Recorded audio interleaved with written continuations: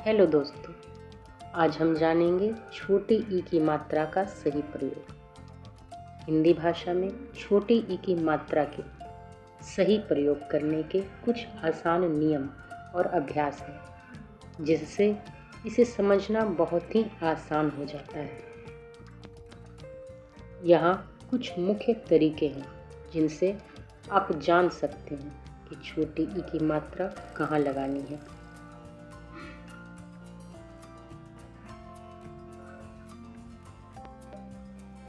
इसका पहला महत्वपूर्ण नियम है उच्चारण की गति। छोटी ई की मात्रा का उच्चारण धीमा और कम समय के लिए होता है। इसे बोलते समय गले या पेट पर जोर नहीं पड़ता है।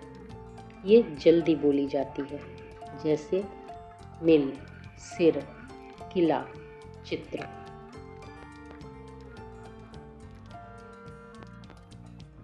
बड़ी ई खींच कर बोली जाती है, जैसे मिल, खीर, पानी, रानी।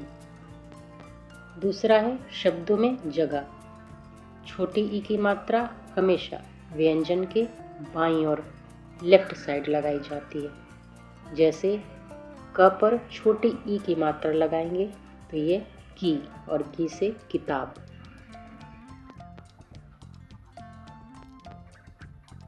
छोटी क्रियाओं में ई का प्रयोग होता है, जैसे लिखना, गिरना, मिलना, सिलना।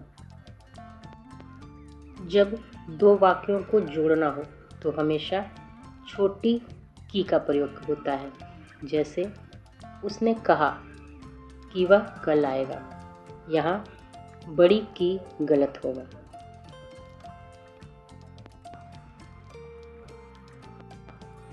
पांचवा, कुछ संबोधन या रिश्तों में हमेशा भ्रम होता है, इसलिए इन पर हमेशा ध्यान देना चाहिए और इन शब्दों के अंत में हमेशा छोटी ई की मात्रा आती है, जैसे पति, तिथि, ऋषि, मुनि।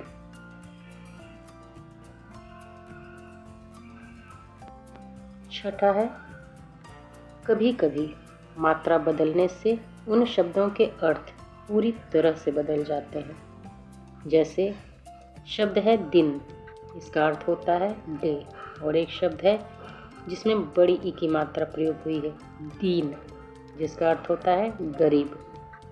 एक शब्द है मिल, इसका अर्थ होता है मिलना, और दूसरा शब्द है जिसमें बड़ी ई प्रयोग हुई है, मील, मतलब दूरी का माप।